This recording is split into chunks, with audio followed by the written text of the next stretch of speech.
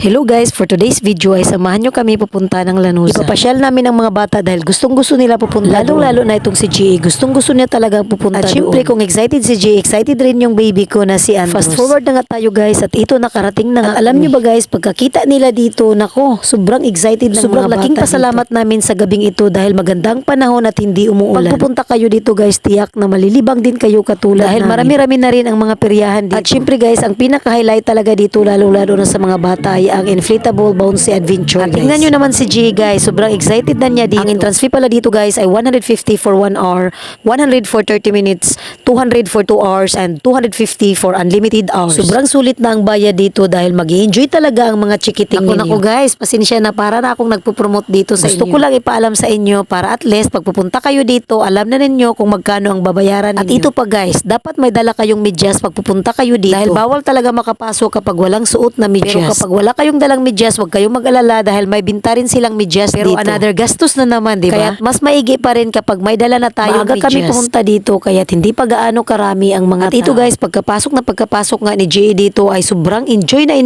dito. May Ferris wheel din pala dito guys. So tingnan nyo naman, makikita nyo naman dito. Ngayong November 1 opening ng Lanuza Night Market, alam ko ang dami-daming tao na pupunta dito. Magsisiksika na ang mga bata na maglalaro kaya dito. Ako mas maagang pinapasyal ang mga bata dito guys. May B-ride nga pala dito. At ito ang entrance fee nila dito. Alam nyo ba guys, gustong-gusto ko talagang sumakay ng Ferris wheel. Pero iwan ko ba kung bakit takot ako sumakay dito. Hindi pa talaga ako nakasakay ng Ferris wheel sa tanang buhay. At tingnan nyo naman guys, yung baby ko sobrang tuwang-tuwa siya dito at nalilibang siya dito sa trampoline. Entrance fee pala dito guys sa trampoline ay 50 pesos for 20 minutes. Habang ang mga bata ay enjoy sa paglalaro, ako naman dito ay pa-chill-chill lang sa tabi. Ay nako guys, sobrang nakakapagod talaga mag-voice over. Lalong-lalo na kapag mataas ang video na iniedit mo. Pero okay lang din dahil memories naman ito. At nag-enjoy rin naman ako dito. At ito guys, pagkatapos ng baby ko sa trampoline, dito na naman siya sa inflatable bouncy. Buti na lang talaga at pinayagan maglaro na walang bayad. Pero saglit na lang ito dahil malapit ang matapos ang oras ng kanyang at sobrang nag-enjoy talaga siya dito guys. After 1 hour ng paglalaro ni G dito at tinawag na rin ang pangalan niya, tapos na ang kanyang oras sa paglalaro. At syempre bago kami umuwi ay sinubukan naming maglaro dito sa peryahan. Pero sad to say, naubos ang 5 pesos namin. At syempre sinubukan rin namin dito sa target shooting, charot.